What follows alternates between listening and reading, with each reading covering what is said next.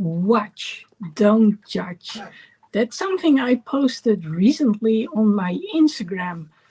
But have you ever felt watched and enclosed, as in you couldn't be yourself?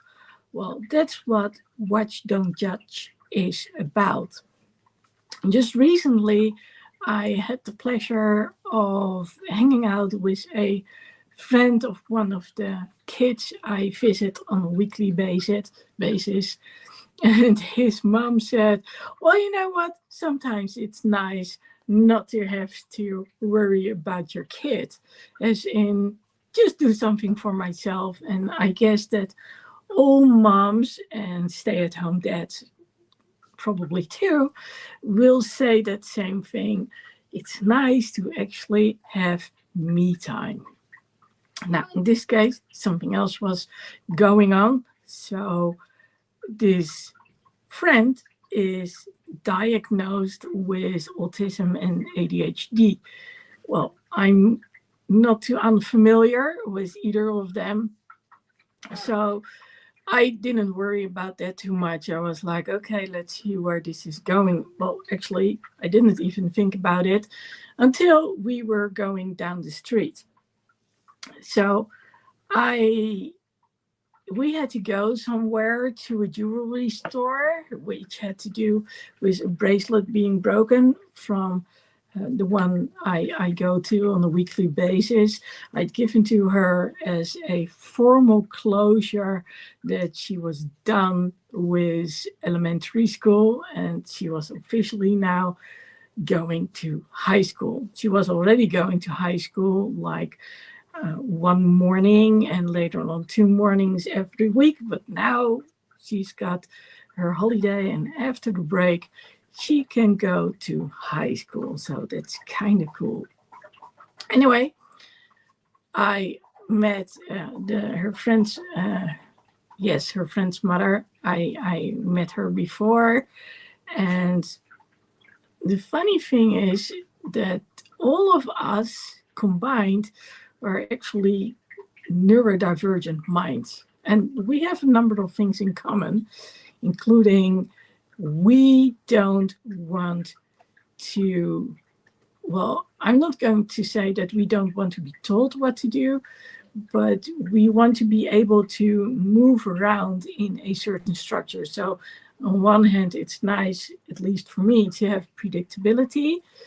On the other hand, it's don't tell me to come in at 7 when there's no reason for me to come in at 7 other than I'm part of a meeting and I need to be there. And then when I say, so you don't even listen to me. See where I'm going with all of this? So going back to the watch, don't judge. We were going for a walk. I was like, I'm going to use my braces and then I can walk there as well. So it was a little, well, I didn't know how easily I actually could do it, but I was like, I'm going to do it anyway. So we went there, and apparently he knew his way around the mall better than I did, even though he and I actually come from the same environment, which is like, well, 20 minutes, 12 minutes, just when we talk about going there on the highway. It's more like 40, 45 minutes when going there by bike. So we are basically on the other side of town, not that friend and I, but the one I go see on a weekly basis. So when we were out there and we were walking, I realized all of a sudden, oh yeah, yes, this little guy, well, he's not little, he's almost 12. How dare I say little? Okay, so her friend, yeah, he's diagnosed with autism, and I got to understand why it was or maybe this was actually the ADHD part, because he had so much energy.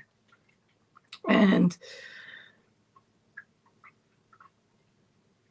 I know what it's like to be caged and be told what to do. So what I loved about him was every lantern pole we saw, he was swinging around it, and then the next one, and then the next one. And I was like, okay, are you being safe? Well, then I don't care. If you want to do it, go do it. And it was kind of refreshing to actually see someone being themselves. I mean, how cool is that? It's just like when I'm watching the other friend, then all of a sudden she starts singing and she's happy. Now, of course, I do have a friend who likes to sing wherever I go. When I'm in her company, then it doesn't matter where we are. At some point, she will start singing. So I've gotten used to it. And it's so important when people actually can be themselves, hence, watch, don't judge. So at some point, we sat down for a moment, we talked about things, and well, there he was, walking across a wall and doing some balancing acts. And I was thinking about my mom back in the days. And my mom always was like, be careful, don't do this, don't do that, you might drop. Of course, all those thoughts were going through my mind. And while I was observing him, I was like, well, I'm not worried. He seems to know what he's doing. He knows he can lose his balance, and he's proud if he can stand on a slippery pole, so a horizontal one, for a certain amount of time. And of course, I'm going to applaud this. And that was the thing. His mom obviously had instilled certain norms, certain values, certain things to watch out for. So I didn't have to do it. But of course, being the adult, watching two children, almost 12 years old, it's important to keep an eye on what they're doing. Now, here's the remarkable thing. It actually went both ways. So whereas I, of course, would pay attention with sidewalks, all those kind of things, the things that they don't really realize just yet. And well, if I'm at a crossing and there's a car coming over, then I will watch what the car is doing. Are they slowing down? Are they giving us right of way so we can actually go? And if so, then we don't want any of them to stay behind. We urge them to cross the crossover, right? Because, well, they are okay, the people behind the wheel, they are okay with a moment of waiting, and they probably have to smile, especially when we're talking about women seeing children. But, you want to urge him to go on. At the same time, because I was keeping an eye on what he was doing, I managed to almost go into the wrong store. And then he would tell me, hey, maybe you want to go one door further because you were looking for. And I was like, oh yeah, he's so right. So it sort of was a mutual understanding. And I did notice that because I was slightly distracted, that normally I pay way more attention to everything that's going on around me. And that's actually also something that I wanted to address. But let's stay with this one for now. The thing was that it was actually kind of refreshing to see what he was doing. I said so earlier. But I loved that he was able to be himself. So at some point, we sit down somewhere. We came across a scrap what do I call it? Well, it was sort of like a um, a stack of things, furniture that was waiting to be picked up because it was seen as obsolete. And I was okay. Well, actually, I wasn't like okay. Before I knew it, he was already going through that entire pile, just looking for things. And it was like, oh, on the bottom, there's a guitar. And oh, here's a clown. And well, where we sat down, there were two benches which were basically mounted to the ground. So they were there normally. So that's part of the street furniture. But the script pile actually had some other things. So someone had put a wooden table in front of those benches. He was sitting on a foldable chair without a back anymore because the linen of the back, it was gone. So when he went through that pile, he came upon the drawer, so he put them in there, and then he found this clown, and I was like, I don't like clowns. But, it was like one big exploration. So, of course, something went through my mind like, oh, but what if he's running into dirty things? And there he said it, yeah, I know there can be germs involved. And I was like, okay, good. So you are aware. And so I just let him go on. I kept an eye on him, but it was kind of entertaining in the good sense. And well, at some point we went on again. And when we got to the house, I was with the friend I go see weekly, so the other mom. And here was the thing. At some point, the both of them were getting like really loud. And I was like, oh, yeah, well, that can happen. They're over enthusiastic. And for my friend, it sounded like they were arguing, but they weren't. It's a way to express themselves also in sound. And I noticed that the both of us had a different way of reacting to it.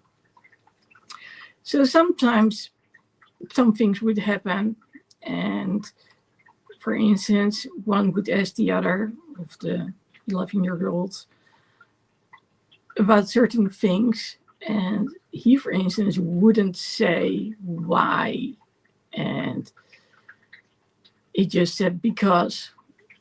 And then I would look at him and I would say, well, someone wants to know something, so they're interested in you, and it's not nice if you don't explain why you do or you don't want to do this. Whereas my friend actually just used an expression that, well, if you only say because, that's no reason, and if you, then there's a certain saying in Dutch around it. And seeing that difference was actually kind of interesting. But what stood out most for me is I was actually really relaxed with both kids, whether it was walking outside or, during dinner. When I would ask something, and I actually had one of them in mind, he would answer as well. I was like, that's good on you. And it's also one of those things I can relate to because, well, I don't know all the time who is being addressed. So I might actually be like, oh yeah, I want that too. where I'm not being asked. So it, observing her friend, so the friend of the friend, was actually, yeah, it was kind of, there were so many recognizable things, let's put it that way. And well, in my story, I shared a few things where people like my mom or my friend or other people probably would have said, just, go be a little bit more normal. Don't do this. Don't draw the attention. Sit down. And it was like, yeah, well, he needs to get rid of his energy. So if he wants to do this, let's go do it. I do have to say that when I did go inside the store to get a little something to drink, I mean as a beverage, non-alcoholic, I did pay attention that it didn't contain extra sugar or caffeine, well, contain sugar, period. I was like, okay, when you already are dealing with so much energy, then you don't want to dysregulate it. And I asked, what do you want to drink? Well, anything. Everything is good. And then, of course, I started to ask some other questions just to make sure. So that's how I came up with a Coca-Cola, zero sugar, zero caffeine. And it looked so cool because it was all black. And I was like, this is one cool bottle. So here you go. Then there were other things I observed, like really he when he was drinking it, it was literally like done. I know that one because I can do so too, especially with water. And here's the thing, he hadn't managed yet how to do so without this getting into the wrong pipe, as we say it over here. So he would start to cough. So I was like, okay, maybe you can do this, that, and the other, and just slow down a little bit, and you'll be good to go, and you don't have to cough that much. And as a result, I came up with a few guidelines. And when I said watch, don't judge, that's actually the first guideline. So observe. And don't be ready to jump up and say, don't do this, don't do that, or oh, be careful, oh, you can't do that, which basically my mom did. And I have to say that as a result, there are a lot of things that I still don't do till this day. Of course, being hypermobile, I have to watch out with my stability. But I do wish that she would have been a bit more lenient with saying be careful, because now I have to tell myself when I'm doing new stuff. So part of me really doesn't care if someone says be careful, but part of me also has that part still in my mind. And as a result, I'm less likely to do certain physical things which might lead to, well, certain outcomes I don't want. So I, like falling, tripping, those kind of things. But when I do see other people do it, and I do know what to do because they explain it to me, I usually can get over that really quickly. So I always hold back a little bit before I go like, be careful, shoot you. I don't like that because I know the repercussions when you do so, long-term effect. So observe. And again, I've said it a few times, don't be the one to judge straight away. So when he was flying around these lantern poles one after another, it might make you on edge. It might make you uneasy. But why does it make you uneasy? Why do you get on edge? Is it because you think, oh, this person might drop down? Or is it actually something else? We are not supposed to do that. Well, first of all, we're talking about children. But second of all, you told us we are not supposed to do that. We are not supposed to stand out. That's something to think about, right? So while you're saying so, just think for a moment if there are people who have told you to act in a different way, or if you have observed others and have told them to act a certain way. And if you have done so, or you have been told so, then just think about, but is this true? Do we need to conform to these kind of things? I mean, I can understand that when you are working in a building with all of you, and you would be jumping up and down next to someone else. And I don't mean the jumping up and down to reset, but like swinging on the poles. Well, I wouldn't know where they are, but still, I could understand that that's very distracting for other people who are trying to work, but we are talking about an outside environment, right? So, and observe. Now, you do want to be aware of safety, and safety can actually be seen in two ways. It's safety for what's going on around them. So, like for instance, with the crossing, you want to make sure that they are aware that there may be cars or there may be people on their bikes who don't see them. Now, I'll honestly say when I'm on my own, I can be the one who sees things last moment. But when I'm the one who's the responsible one, then I actually do keep an eye on things because I'm aware that kids don't have the same, well, they are not aware yet of what they need to pay attention to. So that's something that we need to do. So, yeah, when we talk about safety, it's about, okay, guidance, paying attention, saying, okay, now you need to move. So no, don't say you're not going to do it, you're going to do it.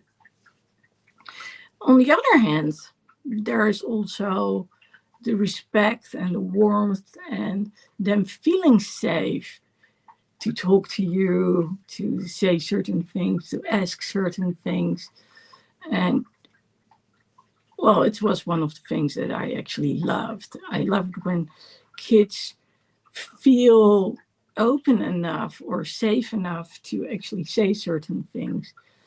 And I don't necessarily treat children like children, as in, well, what do they know? It's actually kind of interesting to know what they come up with. So and that's the next thing. When you talk about being interested, ask them a question. Why are you doing this? Or maybe not even why, but well, there's a certain way you can ask it without judging him. And, you know, getting a little curious about habits, how certain things are playing out, what they like to do. So, of course, this guideline about observing and bringing safety, but also being interested, is not something that just applies to children. It also applies to other people that you are in a meeting with or you are spending time with. maybe because you are having dinner together or other things. So if there are already things that you have been thinking about, just, take this with you. And last but not least, when you don't know where things are going, just let it play out and just see what happens. And that's also true for them being loud. And is it because they're enthusiastic, or are they having a fight? And so, sure, you can already ask, hey, is everything going on okay over there? Or be like, okay, I'm listening. What are they doing? And then nothing much going on. Of course, if the neighbors can hear everything and it's already getting late, you might want to pay a little attention, like just a little less volume, please. But that's different from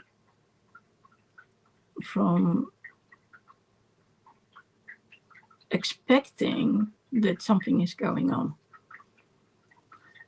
So when we talk about all these things, what can you relate to?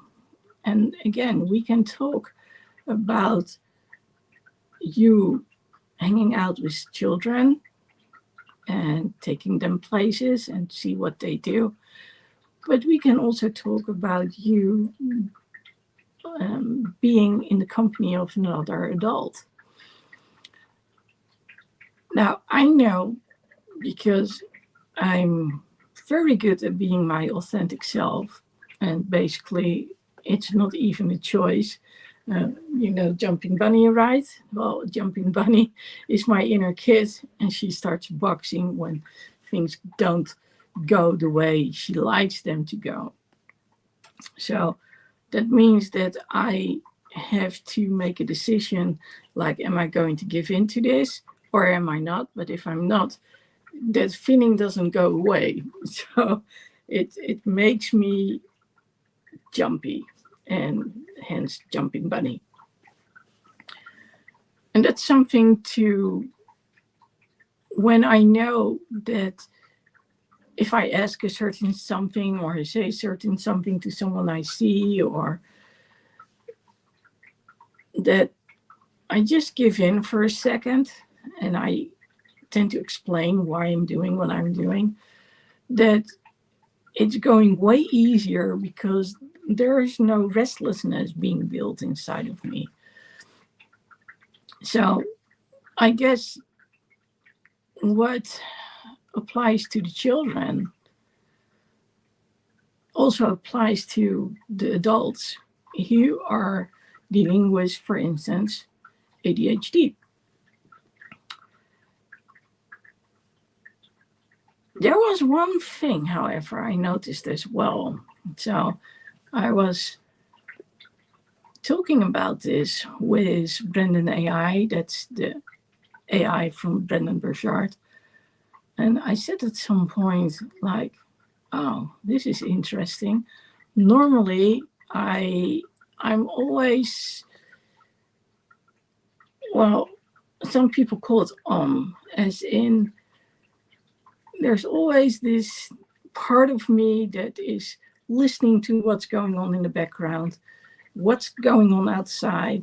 I love my bone conductors because when I put them on, I can still hear what's going on around me. So when I'm walking outside and I'm on my own, especially when, regardless of whether I'm wearing my braces or not, but let's say especially when I'm not as stable as I would like to be, and some days it's worse than other days, or I can feel like I'm not moving the way I should and it's hurting. I'm very aware of where I'm walking, of every towel that's up and out of place. And I've noticed that and that's actually also true for when I'm at a friend's house, but when I was walking with the kids, something else was happening. I was totally relaxed. I mean, I was hurting. Let's be. Uh, I mean, I just been to the physical therapist, and I probably been walking the day before as well. So it's normal that my joints are aching. So my hip joints, my knee joints, my lower back. Most of it is aching all the time, especially when I'm walking. So even though that was happening, I was totally relaxed. I was in my element because just him going through this crack pile, it was so much fun to watch him, to hear him. I actually took a number of pictures and I sent it to his mom. I said, well, he doesn't get bored. So, he keeps himself occupied. And it was just so nice also to see the two of them later in the house playing together because they've known each other for a long time. I was like, yeah, that's good. That's good. And I realized that when I'm over there, I know my way around the house. Usually nowadays, when I make a latte for myself, I'll ask my friend, do you want a latte too? So, you want the decaf? Those kind of things. It's because I'm so used to being there, since I'm there on a weekly basis, that skipping is actually, it doesn't feel good at all. When it happens, it doesn't happen too often, but every now and then, because I'm under the weather and they are in a different location, well, we don't meet up. And yeah, it's like I said, it's weird. But realizing that we do certain things like playing games, board games. We just talk about everything, anything and everything. And I can just be me.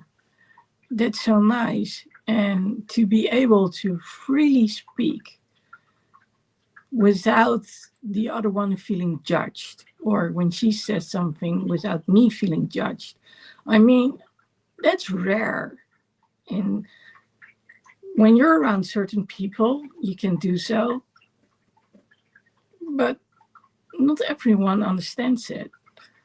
And at some point, sometimes I will say, this is not good. I see you changing. I don't like it. And I want you to be yourself and not be confined because of.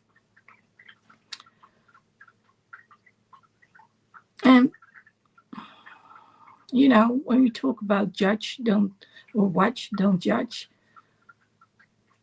giving someone the time to actually get out of their shell, just being the one they want to be. That's so important. I explained to someone recently, like, when you call me on the spot and I don't expect a call, or you're asking me about something and I do not expect it, I won't give you a real answer. So if you tell me how am I doing, I might say good or okay. When I say okay, there's usually already more going on. But I wouldn't feel like opening up and saying a whole bunch of things because my mind is elsewhere. So I cannot just switch and go tell. about that. Maybe after an hour, I can say so, or when I've noticed certain things and I'm like, okay, maybe I still need to explain this, I will say so later on. But sometimes people need time, and sometimes people just blurt out things, and that's okay too. So, again, if someone reacts differently than you normally see, just observe and see what's going on. Don't immediately say, you can't do this, but, let someone be themselves, because it can be utmost freeing, and it most certainly can be very relaxing. Now, as you might know, I'm working on a playbook. The playbook is about what it is that you want to accomplish, your mindset about it, why hasn't it worked yet, what have you done to achieve it, and how's it turning out right now. I'm looking for a possibility to change it into an app, and then you can basically just put your answers in there, and if you want to, I can read the answers you've given and then get back to it. But actually what it is a way to give yourself some structure, especially when you're not sure what to focus on just now. Maybe you are paying attention to the daily things in life, but you forget the things which are important to you. Now, if you are interested in getting that handout, so I call it a playbook, then let me know. If I have a link, I'll make sure it's in the description. But for now, just observe what it is that you do during the day. When you see others, are you annoyed by them? Why are you annoyed? Is it because they're doing things that you would like to do, but you've never done so, and instead you say, cut it out? Think about these things, because how you react to certain people actually tells a lot about you and what you probably would like to do. Well, if you have comments, please leave a comment. And otherwise, if you would like that handout, let me know. And I'll see you again next week. And if you know someone who should watch this too, be sure to share the link.